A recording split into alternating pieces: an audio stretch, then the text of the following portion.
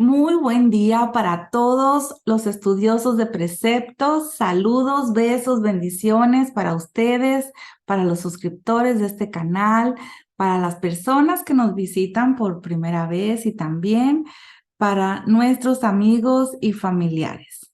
Les envío un saludo grande, grande para todos.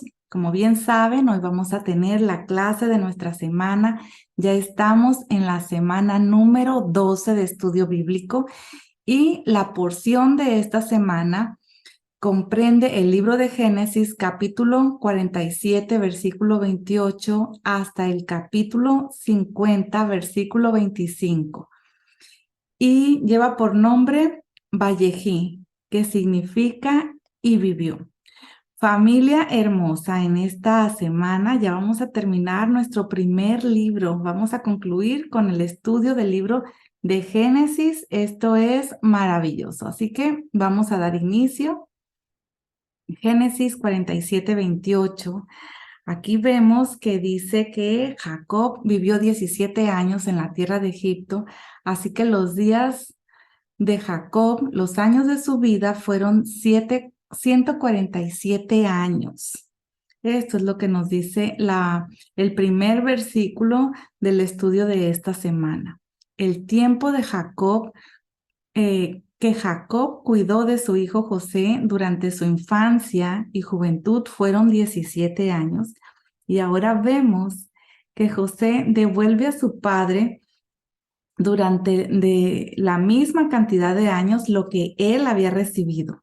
La escritura nos enseña que los hijos tienen el deber de recompensar a sus padres cuando ellos son mayores por todo lo que han recibido de ellos, así como lo vemos escrito en Primera de Timoteo 5:4.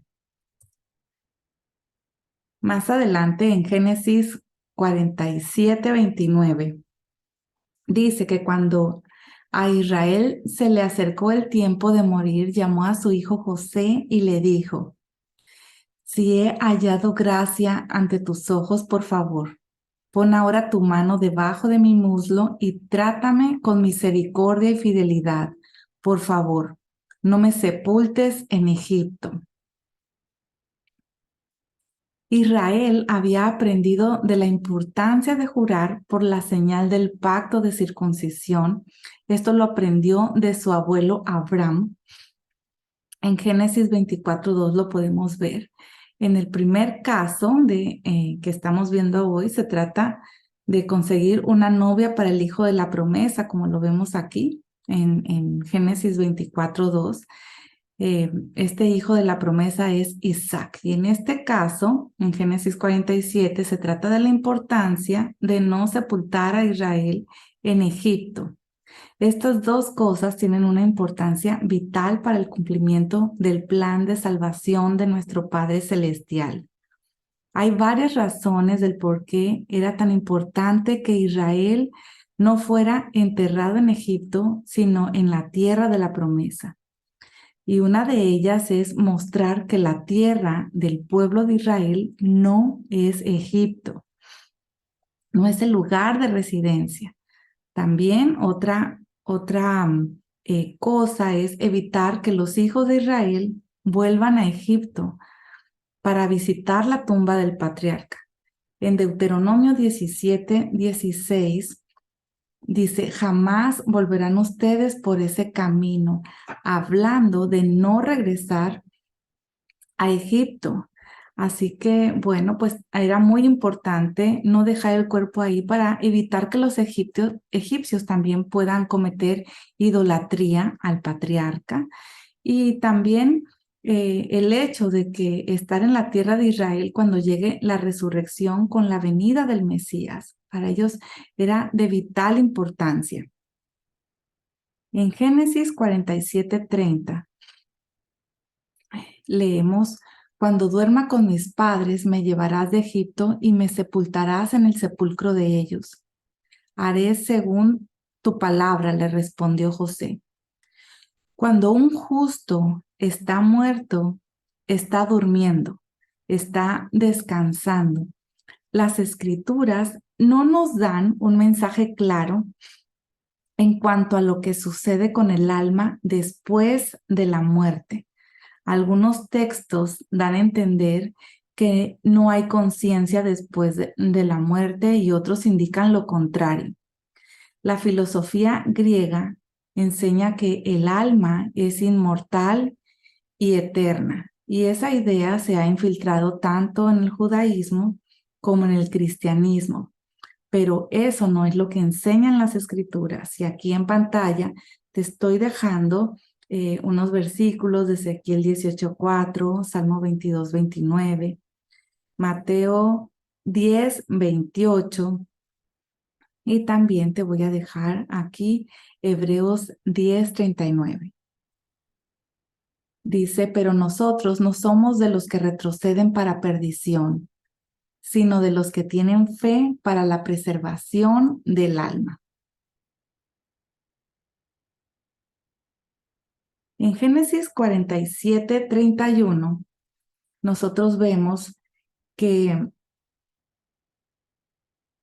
Jacob dijo, júramelo, y se lo juró José. Entonces Israel se inclinó en adoración en la cabecera de la cama.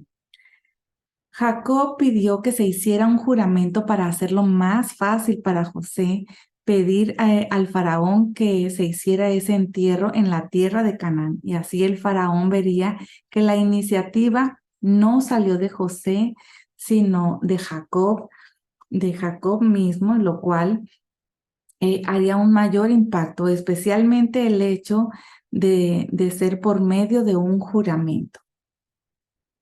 Ya entrando en Génesis 48, versículo 1, leemos que después de estas cosas le dijeron a José, su padre está enfermo, y él tomó consigo a sus 2 hijos, Manasés y Efraín. Y esto es algo muy importante porque este momento representa el final de la era mesiánica, cuando Israel pasará por la gran tribulación. Durante ese tiempo serán añadidos nuevos hijos a Israel que nacieron en las naciones. Y lo podemos ver en este versículo, Génesis 48:1. En el versículo siguiente, vemos en ese momento de la gran tribulación para Jacob, en esta enfermedad, viene José. Y de la misma manera, Israel será levantado con la revelación de Mesías, el hijo de José.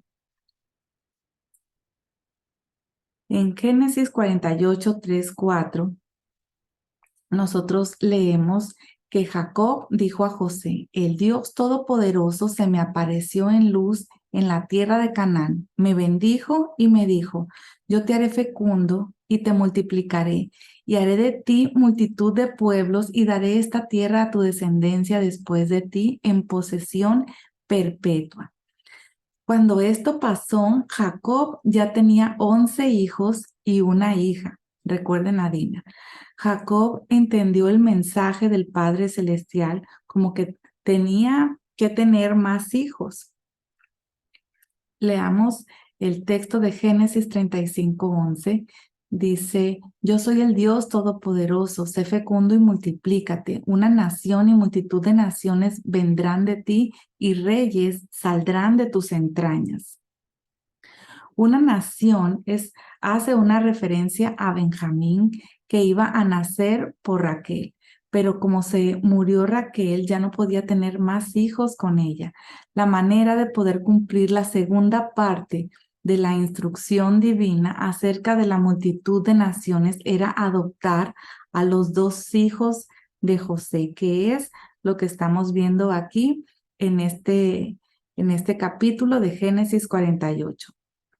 Los 2 hijos de José representan, como hemos dicho antes, los hijos espirituales del Mesías, es decir, de Yeshua, que han nacido entre las naciones durante los 2000 años de era mesiánica, desde su resurrección hasta el día de hoy. Los hijos de José nacieron en el mundo gentil por una madre no israelita, es decir, aquí lo estamos viendo, que ellos nacieron en Egipto. Durante el momento de enfermedad de Jacob, él los adopta como sus propios hijos con los mismos derechos que Rubén y que Simeón. Recordemos que un primogénito recibe tres cosas: la porción de la doble herencia, la cual le fue dada a la tribu de José, que esto ya lo hemos comentado en otras ocasiones. Puedes leer Primera de Crónicas 5, del 1 al 2. Otra cosa que recibe un primogénito es el sacerdocio, y este le fue dado a la tribu de Leví. Y por último, otra cosa que recibe el primogénito es el derecho de gobernar. Y este le fue dado a la tribu de Judá, el derecho de gobernar. La primogenitura de la doble porción le fue dada a los hijos de José. Por lo tanto, estos dos hijos tendrán cada uno una heredad propia en la tierra de la promesa. Así es que José recibe en sus dos hijos la doble porción que le corresponde a la primogenitura. En Génesis 48, 6 leemos que los hijos que has tenido después de ellos serán tuyos, serán llamados por el nombre de sus hermanos en su heredad. En cuanto a mí, cuando vine de Padán, Raquel se me murió en la tierra de Canaán en el camino cuando faltaba todavía cierta distancia para llegar a Efrata, y la sepulté allí en el camino a Efrata, esto es, Belén. Cuando Israel vio a los hijos de José, dijo: ¿quiénes son estos? Esto es el relato, ¿verdad? Está comentando Jacob lo que pasó cuando sucedió que falleció Raquel, y que él desea que no lo sepulten también fuera de la tierra prometida. Pero ve a los hijos de José y pregunta: ¿quiénes son estos? Recordemos que Jacob estaba prácticamente ciego. Esto lo vamos a ver más adelante en el versículo 10, donde dice que ya su visión ya estaba disminuida. A pesar de ello, la escritura dice que él vio a los hijos de José. Esto nos enseña que los vio de una manera profética, los vio. No obstante, en estas palabras hay una revelación profética acerca de los últimos tiempos. En Isaías 49, del 18 al 22, está escrito: levanta en derredor tus ojos y mira, todos ellos se reúnen y vienen a ti. Vivo yo, declara el Señor, que a todos ellos como joyas te los pondrás y te adornarás con ellos como una novia. En cuanto a tus lugares desiertos y desolados y tu tierra arruinada, ahora serás ciertamente demasiado estrecha para los moradores, y tus devoradores estarán muy lejos. Todavía te dirán al oído los hijos de los que fuiste privada: el lugar es muy estrecho para mí, hazme sitio para que yo more aquí. Y dirás en tu corazón: ¿quién me ha dado a estos? Pues yo había sido privada de mis hijos y era estéril, desterrada y errante. Y a estos, ¿quién los ha criado? Yo había sido dejada sola, y estos, ¿dónde estaban? Hay un comentario rabínico en relación a Isaías 49 y Génesis 48, 8. Según estas reglas de interpretación que habla de cuando hay similitudes de expresión, se pueden ver en estos versículos. Pues bien, en los últimos tiempos, Israel hará la misma pregunta una y otra vez: ¿quiénes son estos y de dónde han venido? ¿Verdad? De todas las naciones de la tierra vendrán personas para unirse al pueblo de Israel, y esas personas son los hijos de José, es decir, discípulos de Yeshua el Mesías. La palabra hijo significa también seguidor, significa discípulo. Y esto lo vemos en Juan 21:5. En los últimos tiempos, Yeshua se va acercando a Israel con sus hijos que han nacido de nuevo entre los gentiles. Vendrán de todas las naciones, tribus, pueblos y lenguas para unirse totalmente al pueblo de Israel. La nación de Israel hará la misma pregunta: ¿quiénes son estos? ¿De dónde han venido? La verdad es que no van a poder creer lo que verán sus ojos. Tantos hijos de Israel entre los gentiles. Y bueno, pues aquí te estoy dejando en pantalla Isaías 49 del 5 al 6. Es muy importante que tú lo leas y te recuerdo, como en todas las semanas, todas las clases, que puedes darle pausa a este video y leer con detenimiento, o bien puedes tomar tu propia Biblia, tu propia Biblia. Según este texto que estamos viendo en Isaías 49, la misión del Mesías es doble. Número 1, restaurar las 12 tribus de Israel y llevar, número 2, la salvación del Padre Celestial a todas las naciones de la tierra. Así que Yeshua tendrá que restaurar a las 12 tribus si es el verdadero Mesías. Y bueno, como ya te he comentado, esta es una razón por la cual los judíos no creyeron que Yeshua era el Mesías, precisamente porque no había restaurado el reino, no había restaurado a las 12 tribus de Israel. Así que Yeshua lo que está haciendo es restaurar a estas tribus. Entonces, la pregunta es: ¿dónde está la mayoría de las 12 tribus? Bueno, está en las naciones, en los pueblos, entre los gentiles. ¿Y quiénes son los descendientes de la casa de Efraín? Bueno, pues son gentiles. Así que el trabajo que ha estado haciendo el Mesías durante los últimos 2000 años es buscar precisamente a las ovejas perdidas de la casa de Israel, tal como está escrito en Mateo 15:24. Recuerda que la casa de Israel, esta expresión, representa 10 tribus, y la casa de Judá representa 2 tribus solamente, que es la tribu de Judá y la tribu de Benjamín. Y en la misma profecía de Isaías 49:12 está escrito: miren, estos vendrán de lejos, otros del norte y del occidente, y aquellos de la tierra de Sinim. La tierra de Sinim. En Isaías 49:18, la primera parte leemos: levanten derredor tus ojos y mira, todos ellos se reúnen, vienen a ti. Y eso concuerda precisamente con lo que pasó con Jacob cuando vino José con sus 2 hijos, levantó sus ojos espirituales y vio, él pudo ver. Y en los últimos tiempos Israel verá y reconocerá y recibirá a los hijos de José como hijos legítimos.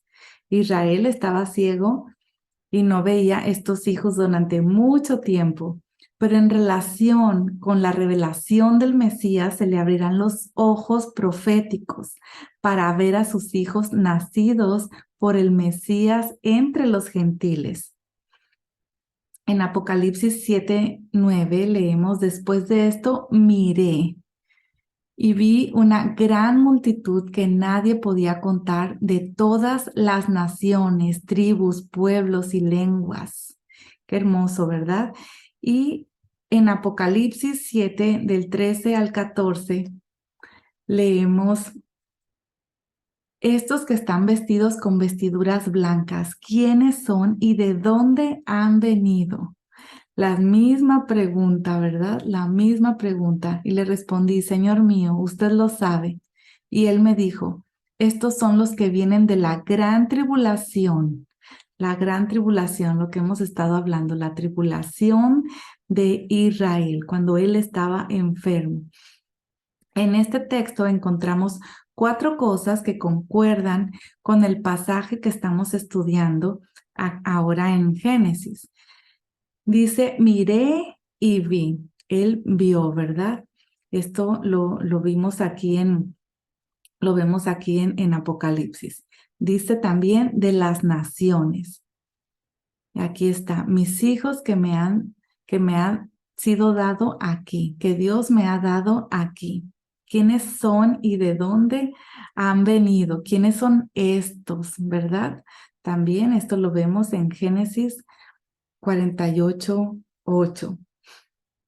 Y por último, son los que vienen de la gran tribulación. Aquí es cuando le anuncian que su padre está enfermo. Génesis 48:1. Así es que existe una relación con Génesis 48:8, 48:9, 48:1 con lo que acabamos de ver de Apocalipsis 7, versículo 9 y el versículo 13 y 14. Así que José respondió a su padre, son mis hijos, los que Dios me ha dado aquí. Son mis hijos, le dijo. El mismo Mesías, el hijo de José, va a confesar que estos ex gentiles ahora son sus hijos y los va a dar a conocer a Israel de que son sus hijos legítimos, aunque nacieron en las naciones, aunque nacieron en el mundo pagano, ¿verdad? Por madres no judías, pero son sus hijos. Y esto lo vemos en Lucas 12:8. Les digo que a todo el que me confiese delante de los hombres, el Hijo del Hombre lo confesará también ante los ángeles de Dios. Él va a dar testimonio. Le dice, acércalos a mí. Es lo que contesta Israel. Acércalos a mí, te ruego. En los últimos tiempos, el hijo de José cada vez más va acercando sus hijos a Israel. Así que si tú sientes este deseo en tu corazón, en tu espíritu de acercarte más a Israel, ten por segura que es el Mesías que te está llamando, porque este llamado no lo hace a nadie que no sea de su simiente. Y si tú eres algún ministro, alguna persona que haya sido llamado para llevar a conducir a los hijos de Israel, a los hijos del Padre Celestial a su presencia, esto es para ti. Es un llamado que el Padre te hace a tus oídos. Acércalos a mí. Acércalos a mí mediante la Escritura, mediante Yeshua. ¿Para qué? Para que los bendiga. Esto es muy importante porque hay una bendición muy grande para los hijos de José, nacidos entre los gentiles que se acercan a Israel, familia. Más adelante nosotros vemos que los ojos de Israel estaban tan débiles por la vejez que no podía ver. Entonces José se los acercó a él y él los besó y los abrazó. Cuando el Padre Celestial haga volver a los cautivos de Sión, Israel será como los que sueñan, no podrá ver bien. Y esto lo puedes tú ver mejor en el Salmo 126, que te invito a que lo leas. Dice aquí que José se los acercó. El acercamiento a Israel de los hijos de José en los últimos tiempos está hecho bajo la dirección de Yeshua.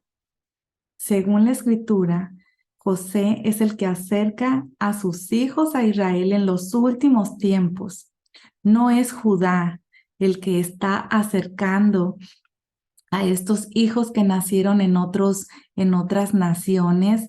No es el que se los acerca al Padre. No, no, no. Es José. Solamente un movimiento dirigido por Yeshua resultará en el cumplimiento de estas profecías. Y es por esta razón que las personas que buscan el reconocimiento de hombres van a ser avergonzados. El que busca ser dirigido por Yeshua llegará a Israel será abrazado, será besado, será bendecido.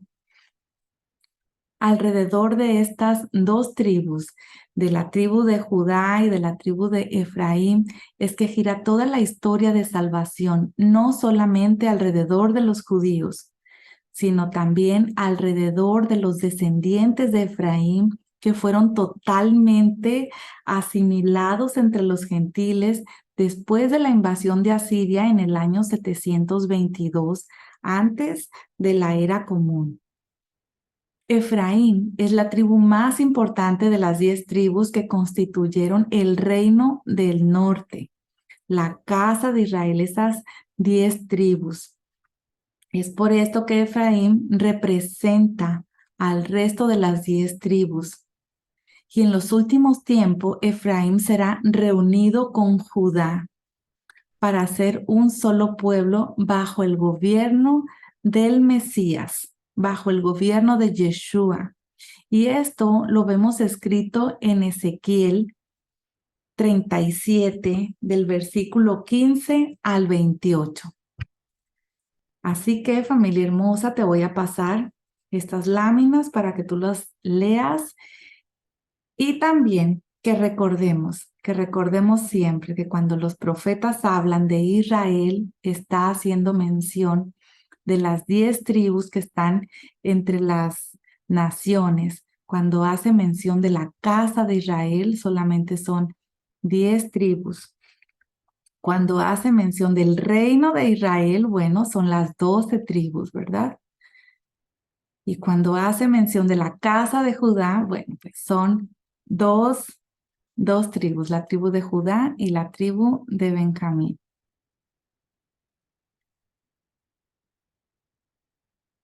Lucas 15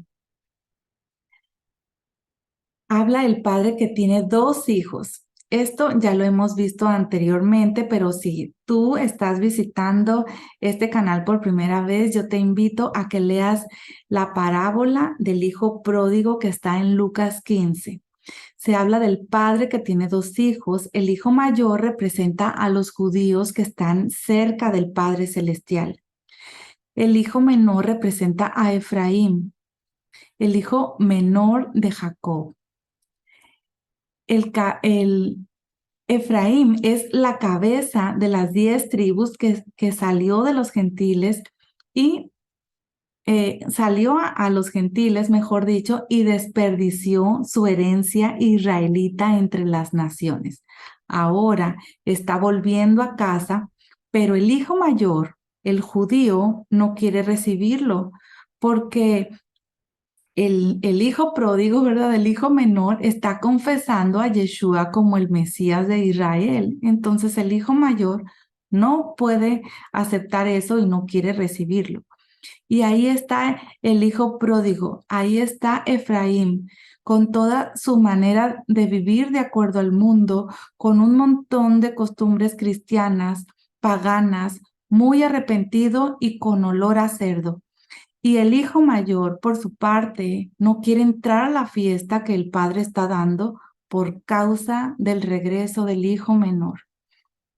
Es muy importante notar que no es el hijo menor que sale al hijo mayor para reconciliarse con él. No está pasando esto, sino que el hijo menor con quien se tiene que reconciliar es con el padre. Es el padre que vemos aquí en Lucas 15, es el padre que sale a hablar con el hijo mayor. Como siempre, es el padre que pone orden en la familia, es el padre que pone orden con sus hijos.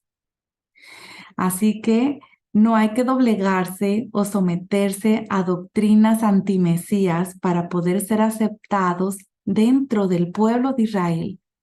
El Padre Celestial es el Dios de Israel. Él es el que es parte de su familia, también es parte de Israel y no necesita buscar el reconocimiento de hombres. Así como está escrito en Primera de Juan 2:23, que todo aquel que niega al Hijo tampoco tiene al Padre. El que confiesa al Hijo tiene también al Padre. Y también Yeshua dijo en Mateo 10, 32, 33. Por tanto, todo el que me confiese delante de los hombres, yo también lo confesaré delante de mi Padre que está en los cielos. Pero cualquiera que me niegue delante de los hombres, yo también lo negaré delante de mi Padre que está en los cielos. En la confesión de el nombre de Yeshua es donde nosotros vemos que está la salvación, tal como lo vemos en Romanos 10, del 9 al 10. Y también en Primera de Juan 4, del 1 al 3.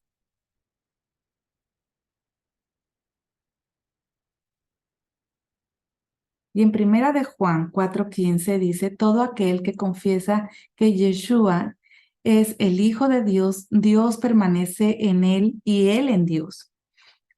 No se puede negar por nada en el mundo el nombre de Yeshua. Este mundo pasará, pero Yeshua es el Señor para siempre y pronto se sentará en el trono juzgando a las 12 tribus de Israel. El hijo menor, Efraín, está volviendo a casa y el hijo mayor no está muy contento. Pero al final, el padre tendrá la última palabra en esta historia. Entonces celebraremos la fiesta, la convocatoria de Sukkot durante 1000 años. Así que si alguien niega a Yeshua para agradar al hijo mayor, no va a tener parte en esa fiesta. En Génesis 48:11, nosotros vemos que Israel no ha pensado que volverá a ver el rostro de Yeshua. Y realmente la mayoría de los judíos creen todavía que Yeshua está muerto, pero no solamente está vivo, está gobernando y tiene hijos entre los gentiles. Y en este tiempo va acercando esos hijos a Israel. Los dos hijos de José, que tenían más de 25 años en ese momento, fueron introducidos entre las rodillas de Jacob y luego retirados de ahí. Esto constituía un acto oficial de adopción, como si los dos hubieran salido directamente de entre sus lomos. Así llegaron a ser legalmente sus hijos, con plenos derechos dentro de Israel, al igual que Rubén y Simeón. Este acto impactó tanto a José que se inclinó y adoró al Padre Celestial.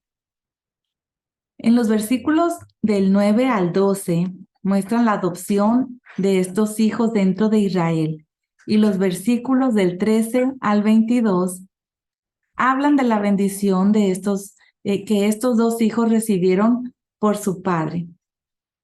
Los hijos de el hijo de José, que en este tiempo se van acercando a Israel dirigidos por el Mesías, serán introducidos en Israel y restablecidos como hijos con pleno derecho de herencia dentro de Israel. Aquí leemos en Génesis 48:13 que José tomó a los dos, a Efraín con la derecha hacia la izquierda de Israel y a Manasés con la izquierda hacia la derecha de Israel y se los acercó. Dice que José tomó a los dos. La palabra tomó hace alusión al momento de la boda entre el Mesías y su novia. Esta palabra se usa para el segundo paso del matrimonio hebreo, cuando el novio va a la casa de la novia y la toma para llevarla a la casa de su padre, donde se finaliza el acto matrimonial. La mano derecha representa al Mesías que está a la diestra del Padre en las alturas. La mano del Mesías está sobre Efraín. Aunque haya sido esparcido entre las naciones, esa mano le está haciendo volver a casa ahora, en este momento. Vemos que Jacob cruzó las manos a propósito, sabiendo que el menor iba a ser puesto sobre el mayor. Los brazos cruzados forman la letra X, que es la letra Tav en el alfabeto hebreo muy antiguo, arcaico, que fue el que Moisés usó para escribir la Torá. La Tav, la letra Tav, es la última letra del alefato hebreo y significa señal, significa sello, pacto. Yeshua dijo que él es el Aleph y la Tav.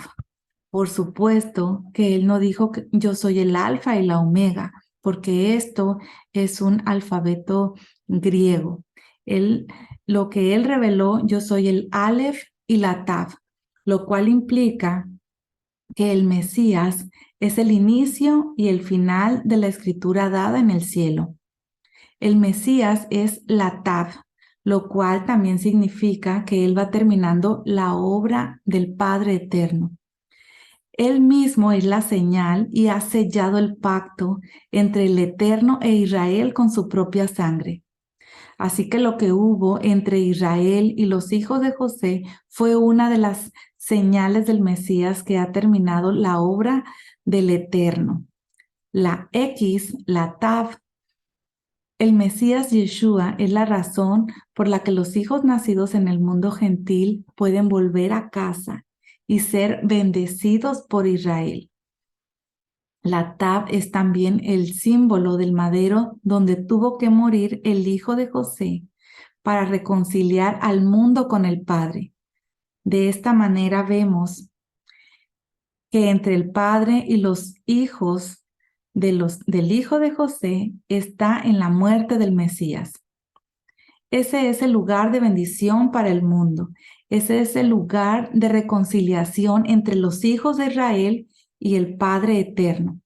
Ese es el lugar de reconciliación entre el hombre y Dios, como está escrito en Efesios 2, del 16 al 18, y también en Colosenses 1, del 20 al 22.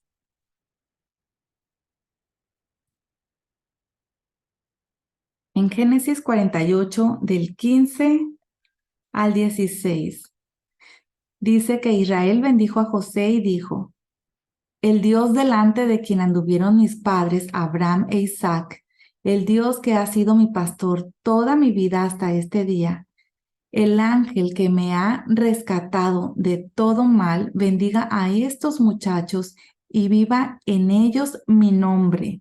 Viva en ellos mi nombre. Y el nombre de mis padres, Abraham e Isaac, y crezcan para ser multitud en medio de la tierra. Esta bendición, junto con la adoración sobre el bastón, son las únicas cosas que fueron destacadas de la vida del patriarca en Hebreos 11, que es el capítulo de los héroes de la fe. ¿Qué fue tan especial en esta bendición? Bueno, pues nosotros sabemos que este acto constituye una de las mayores obras de fe que se han producido en toda la historia humana. Toda la vida de Jacob había sido una lucha fuerte. 37 años de su vida pasó fuera de la tierra de la promesa y allí nacieron todos sus hijos menos uno. Jacob tuvo muchos peligros en su vida y de todos estos peligros fue guardado y en medio de sus luchas fue bendecido. Este mismo poder guardador y protector del Padre Celestial fue el que ahora transmitió a los hijos adoptados. Aunque hayan nacido en Egipto por una mujer no israelita, aunque se críen en un ambiente pagano de idolatría y de magia, aunque ellos mismos sean expuestos a las presiones de sus amigos no israelitas, el Padre Celestial los va a guardar para no perder su identidad hebrea y puedan ser llamados por mi nombre Israel.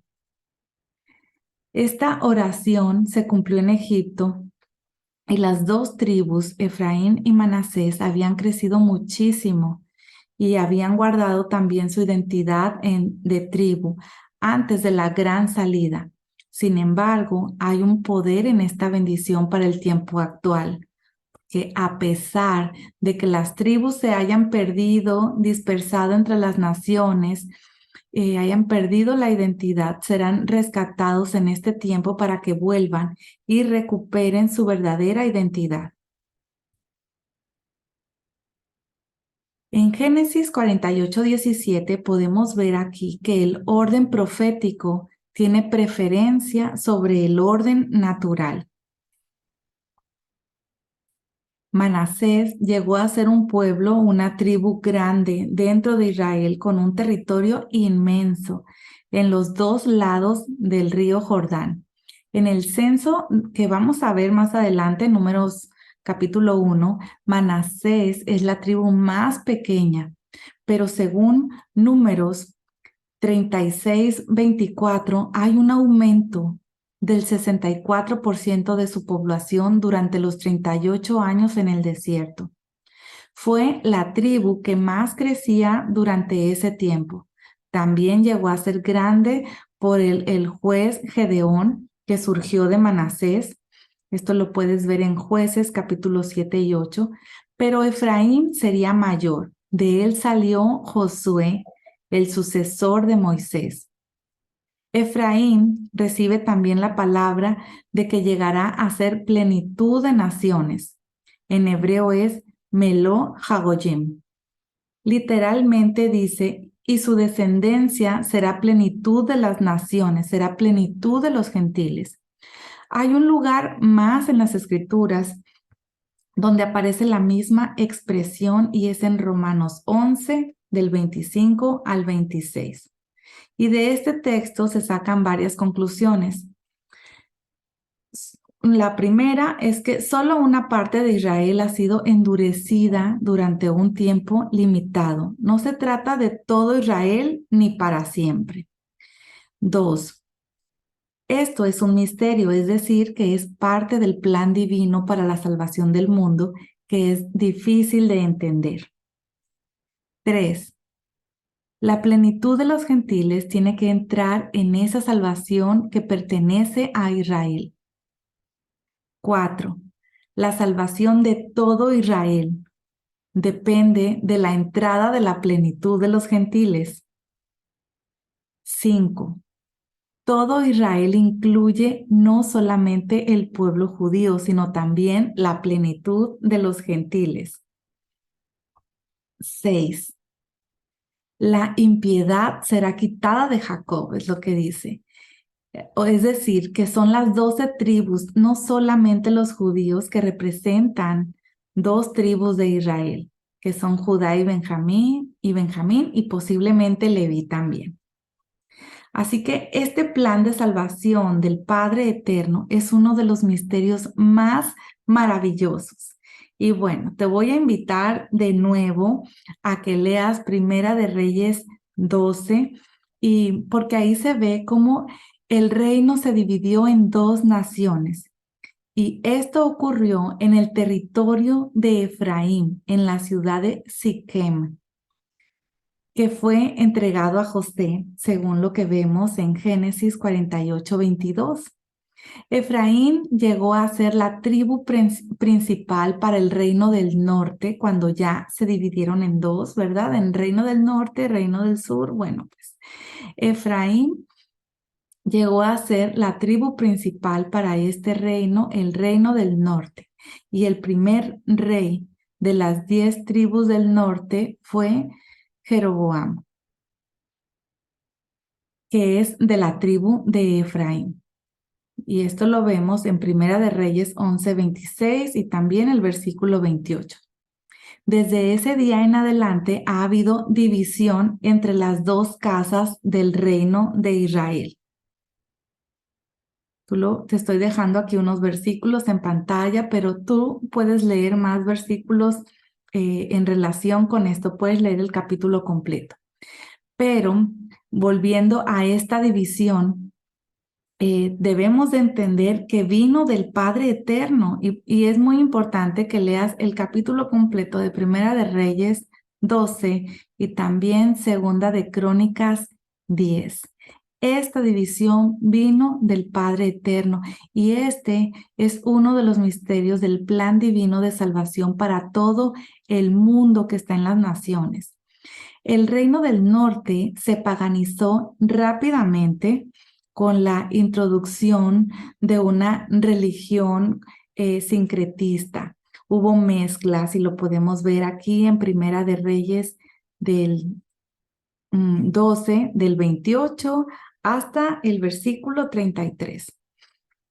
Los profetas Amós y Oseas fueron enviados al reino del norte para anunciar su pronta destrucción. Y lo repito, son los profetas Amós y Oseas los que fueron enviados a estas 10 tribus para anunciar su pronta destrucción por la idolatría en la cual ellos ya vivían. La casa de Israel iba a ser enviada a las naciones para mezclarse entre ellas, como está escrito en Oseas 7:8. Efraín se mezcla con las naciones.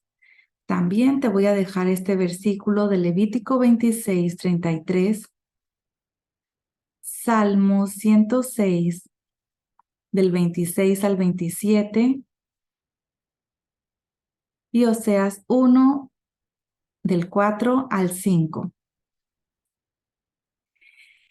Este Jezreel que estamos viendo aquí fue el primer hijo del profeta con la mujer que era prostituta.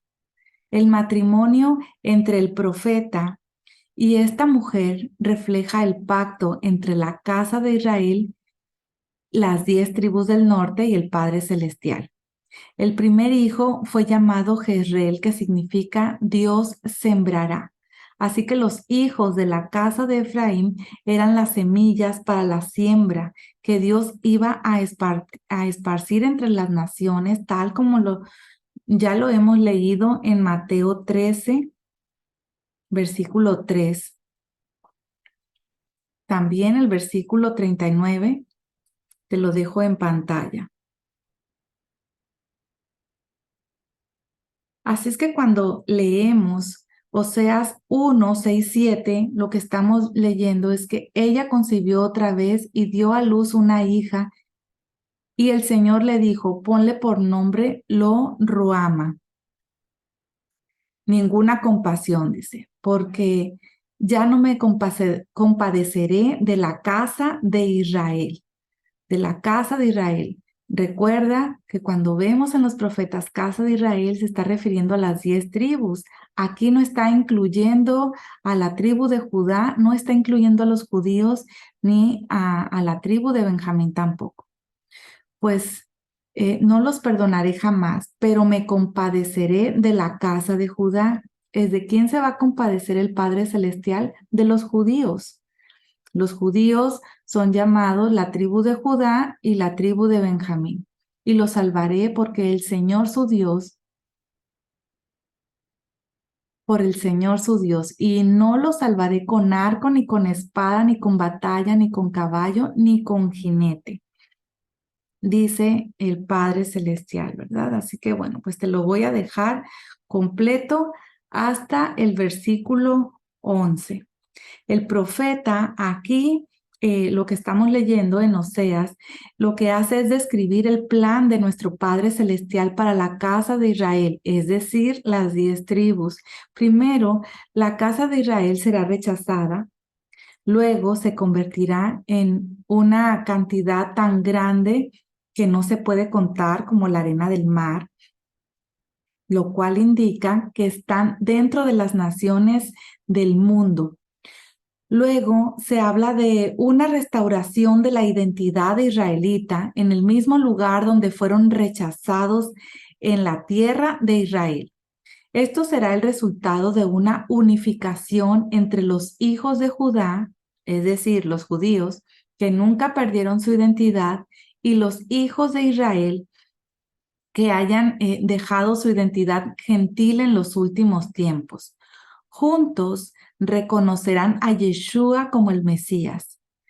Luego dice que subirán de la tierra, lo cual es una alusión al arrebatamiento de todos los que son del Mesías.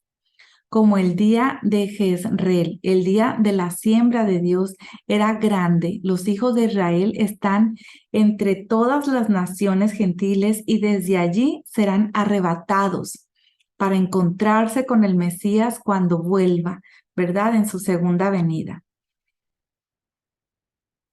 También te voy a dejar estas láminas en Oseas 2, del 14 al 23, porque aquí habla del proceso desde la deportación a Asiria hasta el regreso a la tierra bajo el Mesías, según lo que vemos aquí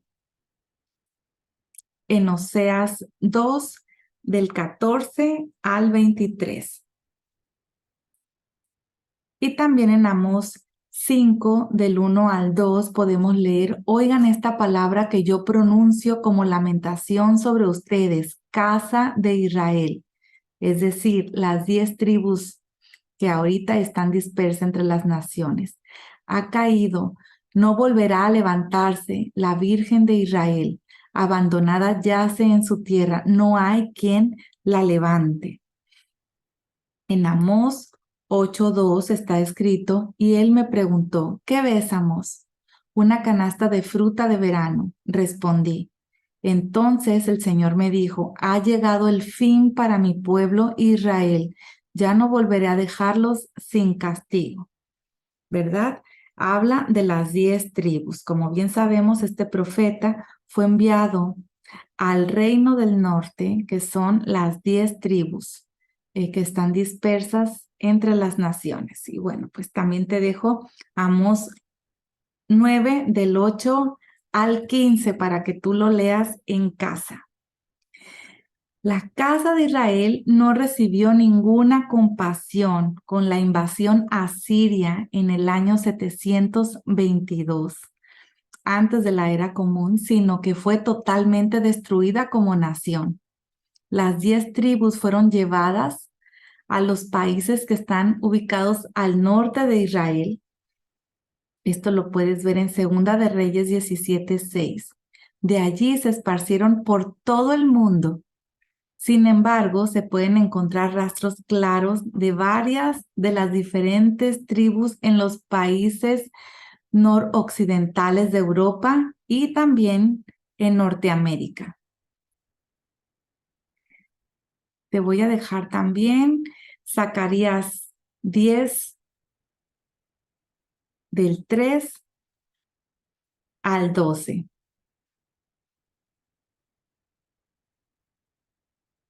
Y también te invito a que leas Romanos 9, del 23 al 26.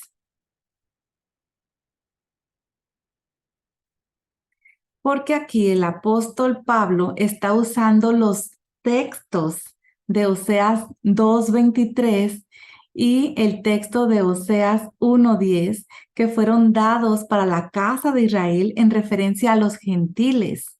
Así que lo que anteriormente era la casa de Israel, ahora le están llamando los gentiles. Con la salvación de los gentiles está volviendo la casa de Israel de entre todas las naciones, y así será salvo todo Israel, como leemos en Romanos 11:26. También te dejo al profeta Oseas, capítulo 11, versículos del 8 al 10. Como el Padre Eterno está interesado en salvar a su hijo Efraín, al mismo tiempo salva a los gentiles que no son descendientes de Israel. Ese es el misterio del cual se habla en Romanos 11:25. Por medio de la entrada de la plenitud de los gentiles, que son los hijos de Efraín, según Génesis 48:19, será salvo todo Israel, las 12 tribus, incluyendo a los judíos que nunca perdieron su identidad israelita. En Romanos 11:33 leemos: oh profundidad de las riquezas y de la sabiduría y del conocimiento de Dios, cuán insondables son sus juicios e inescrutables sus caminos.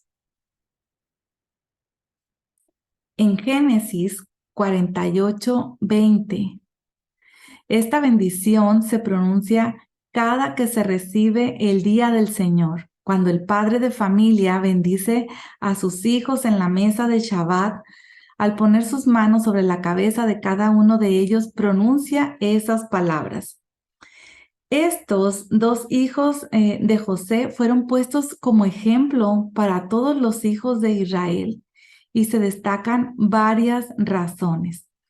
Una de ellas es que a pesar de que el menor fuera puesto sobre el mayor, nunca hubo riña entre ellos. Otra razón es que a pesar de ser criados en un ambiente de paganismo, de magia, nunca perdieron la fe en el Dios de Israel, nunca perdieron su identidad israelita y tampoco nunca perdieron de vista las instrucciones de sus antepasados. Y a pesar de haber nacido y vivido toda la vida fuera de la tierra de Israel, nunca perdieron la esperanza de volver a la tierra de sus padres. Estos dos hijos de José son grandes ejemplos para todos los hijos de Israel. En Génesis 48:22 dice: yo te doy una parte más que a tus hermanos, la cual tomé de mano del amorreo con mi espada y con mi arco. La palabra hebrea que se tradujo como una parte es Shechem, es decir, Siquem. Se trata de esta parte que Jacob compró enfrente de la ciudad. Esto lo vemos en Génesis 33:19 y también es la misma ciudad que fue tomada por Simeón y por Leví. Lo puedes leer para recordarlo en Génesis 34. Este lugar fue dado a José, como también está escrito en Juan 4, del 5 al 6, Sicar, ¿verdad? La ciudad de Samaria llamada Sicar, que está cerca de la parcela de la tierra que Jacob dio a su hijo José. Y allí estaba ese pozo, ¿verdad? También lo podemos ver en Josué 24:32. En Siquem, allí fueron sepultados, ahí fue la parcela que se había sido comprada. Desde su primera venida, el Mesías ha estado buscando las ovejas perdidas de la casa de Israel, y esa fue la razón por la que tenía que pasar por Samaria. Nosotros vemos que Samaria está en Siquem. Según lo que vemos en Juan 4:4, él tenía que pasar por Samaria. El Mesías se fue a un lugar clave en la historia de Israel y en el plan de salvación de nuestro Padre Celestial. Se fue al territorio de Sicar, que es lo mismo que decir que se fue a Siquem, porque Siquem fue una ciudad de refugio en el territorio de la tribu de Efraín. Y aquí te voy a dejar unos textos para que tú los leas.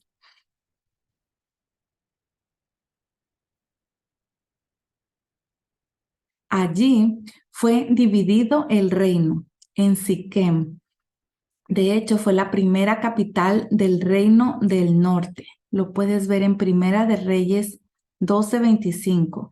Allí vivían los samaritanos, que son una mezcla entre los pocos sobrevivientes de la tribu del norte y los pueblos gentiles que el rey de Asiria trajo a la tierra después de la destrucción del reino de Israel. Los samaritanos son los únicos descendientes de la casa de Efraín que no han perdido su identidad israelita. Y esto lo podemos ver en Juan 4, versículo 12. Aquí la mujer samaritana llamó a Jacob nuestro padre. Este pueblo era parte del plan de salvación del Padre Eterno por ser descendientes de Jacob, y por eso el Mesías tenía que pasar allí para buscar y salvar lo que se había perdido. Este relato se parece a Génesis 24, cuando el siervo de Abraham fue a buscar una novia para Isaac. En ese momento el Mesías Se sienta junto al pozo porque está buscando a su novia que también está entre los samaritanos. Estos samaritanos esperaban la salvación por medio del Mesías, tal y como está escrito aquí en Juan 4:22, también el versículo 25 y 26.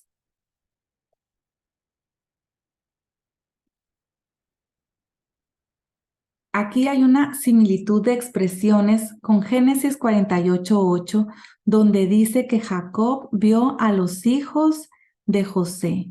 Los samaritanos son descendientes de José y el Mesías los está viendo como una cosecha para el reino venidero.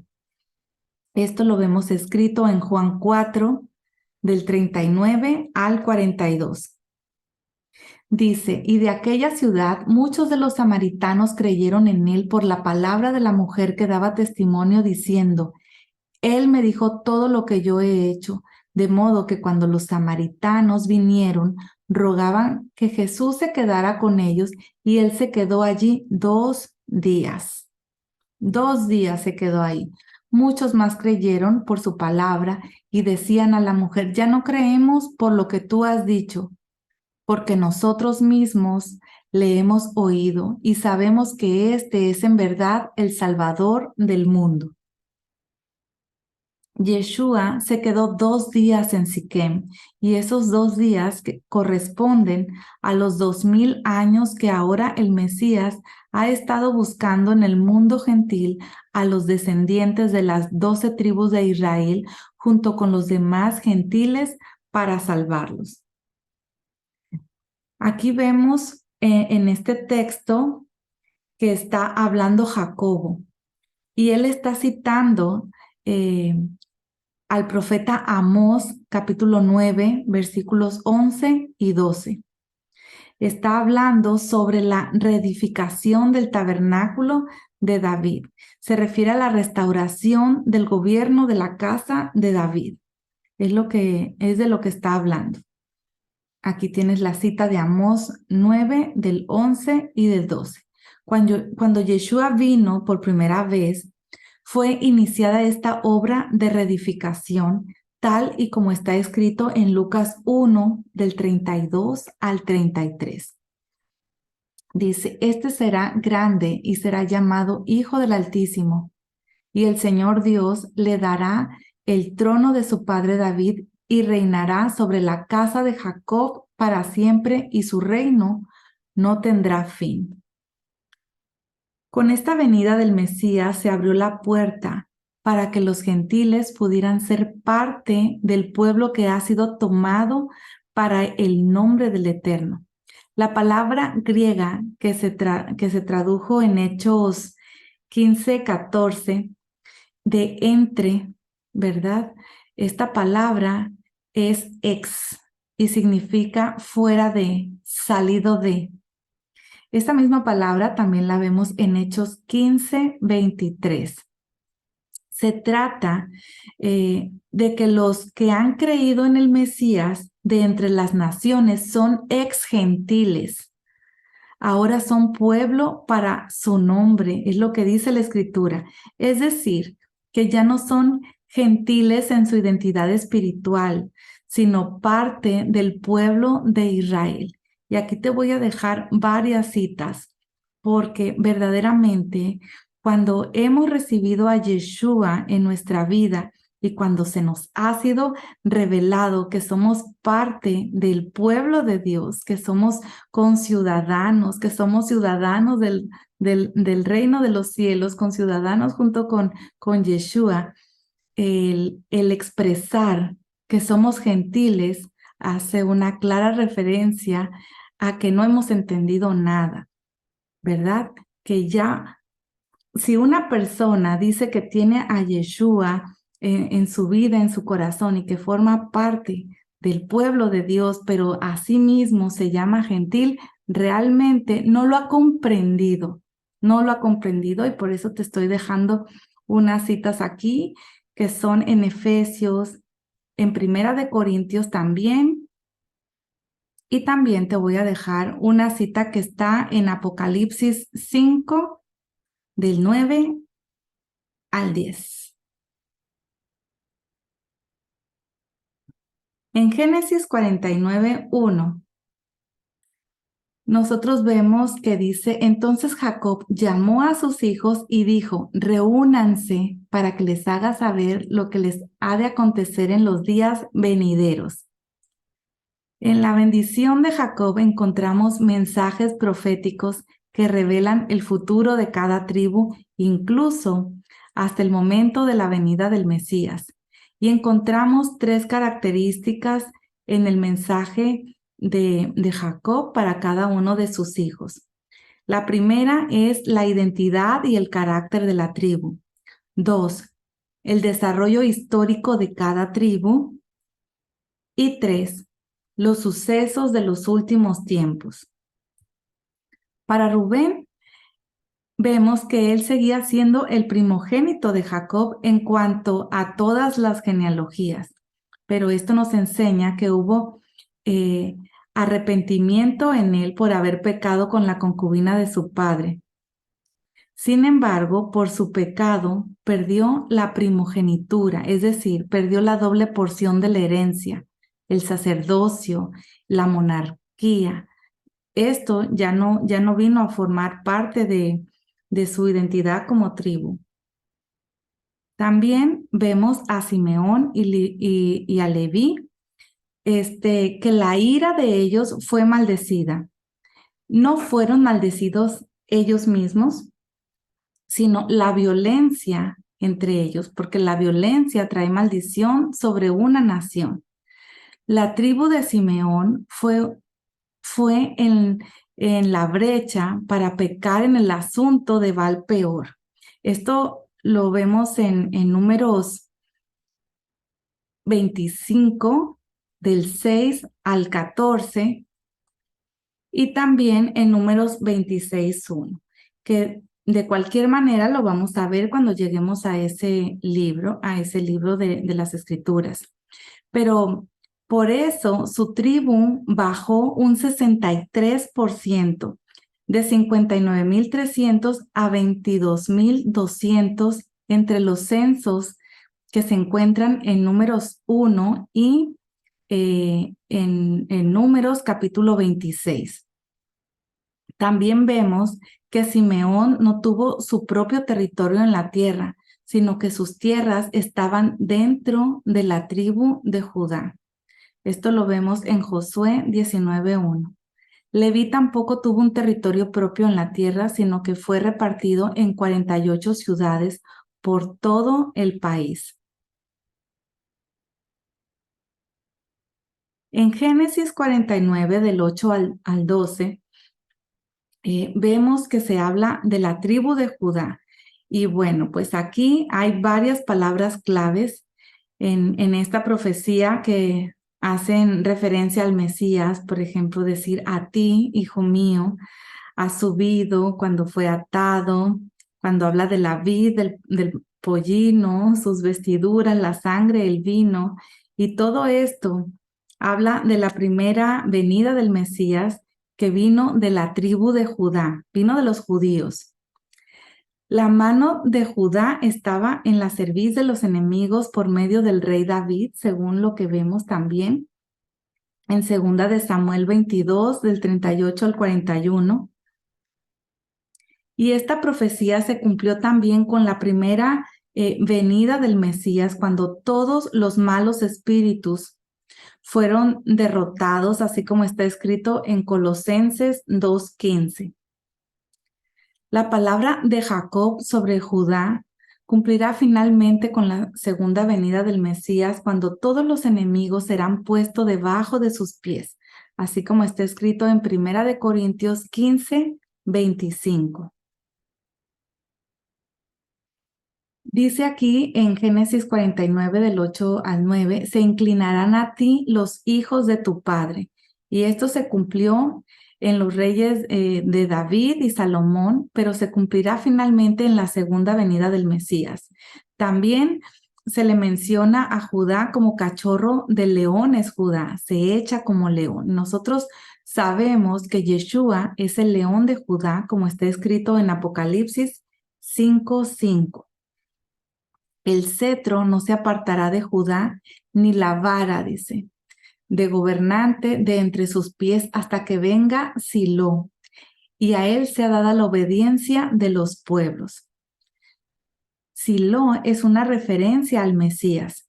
Según Nachmanides, Silo significa su hijo. Un sabio en el Talmud opina que el nombre Silo significa de él, y esto hace referencia a la autoridad real que le pertenece al Mesías. En Génesis 49:13, aquí ya se está hablando de Zabulón. Él dice que habitará a la orilla del mar y será puerto para naves y su límite será hasta Sidón. Pero el territorio de Zabulón no estaba al lado del mar. Esto lo vemos en Josué 19, del 10 al 16. Parece que luego él se extendió hasta Sidón.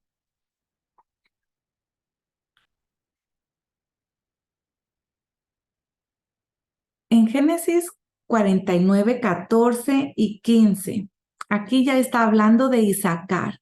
Isaacar producía grandes estudiosos que llevaban el yugo de la Torá. Y esto lo vemos en Primero de Crónicas 12:32. De los hijos de Isaacar, expertos en discernir los tiempos, con conocimiento de lo que Israel debía hacer.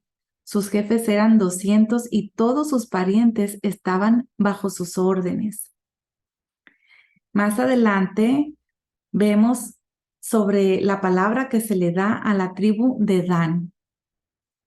El juez Sansón vino de esta tribu, de la tribu de Dan. Y esto lo puedes ver en Jueces 13. Posteriormente le tocó la palabra profética a la tribu de Gad. Esta tribu cruzó el río Jordán junto con sus hermanos para hacer guerra contra los cananeos durante 14 años, para conquistar toda la tierra y volver a su territorio al otro lado del río. Siguieron ellos sus propias huellas. A la tribu de Aser, la tierra que les tocó a ellos producían ricos frutos y allí hubo muchos olivos. Con Naftalí, en su territorio, producían frutos abundantes y muy rápidos. Como su tierra era productiva, tenían mucho tiempo para estudiar la Torá. La profetisa Débora vino de esta tribu, de la tribu de Neftalí, y hay un canto muy bello en Jueces 5 que te invito a que lo revises. Y bueno, le toca el turno a José, ¿verdad? Hijo, rama fecunda junto a un manantial. Dice, leemos en Génesis 49, del 22 al 26, la palabra que le toca a José. Jacob había sido, dice aquí esta palabra que le dio a José, que él había sido más bendecido que sus antepasados. Ellos tenían promesa de un territorio limitado, pero Jacob no. Por eso es que hace esta expresión, que él ha sido más bendecido que sus antepasados, porque él no tenía límites en su territorio. Y esto lo vemos en Génesis 28, 14.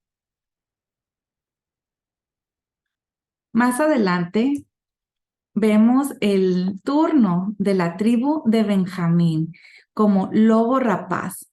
El juez Ahod actuó como un lobo, y esto te invito a que lo leas en Jueces 3. También de esta misma tribu tenemos al rey Saúl, que vino de la tribu de Benjamín. Él devoró mucha presa al principio de la historia de Israel. Lo puedes leer en Primera de Samuel 14:47. También de esta tribu vino Mardoqueo y Esther. Ellos repartieron muchos despojos por la tarde en la historia de Israel, que, bueno, te invito a que leas este libro de Esther, es muy cortito. Y también de la tribu de Benjamín tenemos al apóstol Pablo. Él vino de la tribu de Benjamín. Te dejo Romanos 11:1 y también Filipenses 3:5. Y bueno, familia, ya casi estamos por concluir la clase de esta semana. Y bueno, te recuerdo que cualquier cosa que nos ocurra puede ser tornada en bendición por nuestro Padre Celestial. Y tal como está escrito en Génesis 50:20 y en Romanos 8:28. Los que entregaron a Yeshua para ser colgado en un madero, ellos no sabían lo que estaban haciendo. Pensaron en hacerle mal, pero Dios lo tornó todo en bien para la salvación del mundo entero. Esto nos enseña que cualquier maldición que venga a los llamados conforme al propósito del Padre será transformado en bendición. Más adelante vemos en Génesis 50 del 24 al 25 que José dijo a sus hermanos: yo voy a morir, pero Dios ciertamente cuidará de ustedes y los hará subir de esta tierra a la tierra que él prometió en juramento a Abraham, Isaac y Jacob. Luego José hizo jurar a los hijos de Israel diciendo: Dios ciertamente los cuidará y ustedes se llevarán mis huesos de aquí. Esta es la única acción de fe en la vida de José que se menciona en Hebreos 11:22. Él sabía que el éxodo iba a venir y por eso hizo jurar a los hijos de Israel para que sus huesos fueran sacados de Egipto y puestos en la tierra de Canaán. La fe sabe que sabe, que sabe que sabe que es así, porque el Padre eterno es fiel a sus promesas. Él no puede mentir, tal como está escrito en Números 23:19, en Hebreos 6:18, que dice que es imposible que Dios mienta. Y también aquí en Éxodo 13:19, en referencia a José, dice que Moisés tomó consigo los huesos de José, pues éste había hecho jurar solemnemente a los israelitas y dijo: ciertamente Dios los visitará y entonces se llevarán de aquí mis huesos con ustedes. Sobre eso también vemos esta cita de Josué 24:32. José fue devuelto al mismo lugar en donde se había desviado para buscar a sus hermanos. Según su fe le fue hecho, muchos años después de su muerte. La tumba de José todavía hoy está puesta como un testimonio del Mesías, el hijo de José, que tuvo que dar su vida para poder buscar, encontrar y salvar esas ovejas perdidas de la casa de Israel. También está dando testimonio de que el día cuando regrese el Mesías, José será resucitado para ser vestido de inmortalidad y recibir su recompensa por haber sido fiel. Así que familia, hasta aquí tenemos la clase de esta semana. Espero de verdad que la hayas disfrutado, la hayas estudiado, que el Padre Celestial haya hablado a tu vida, a tu corazón. Yo te invito a que la revises otra vez, que tomes tus notas, que puedas tomar esta clase en grupo con tu familia, tus hijos, o tal vez con tu esposo, con tu esposa, y que vayan profundizando más. Recuerda lo que vimos en la primer video que les hice de esta serie de clases, en la introducción. Solamente estamos tocando temas por lo general muy por encima, pero que yo sé verdaderamente que va a ser el Espíritu de la santidad de nuestro Padre Celestial el que va a mover tu corazón, va a abrir tus ojos, va a despertar tu espíritu y vas a reconocer quién eres realmente para que puedas vivir esta vida abundante y disfrutar de esta paz que ya nos ha sido dada por Yeshua, ya nos ha sido dejado su shalom en nosotros.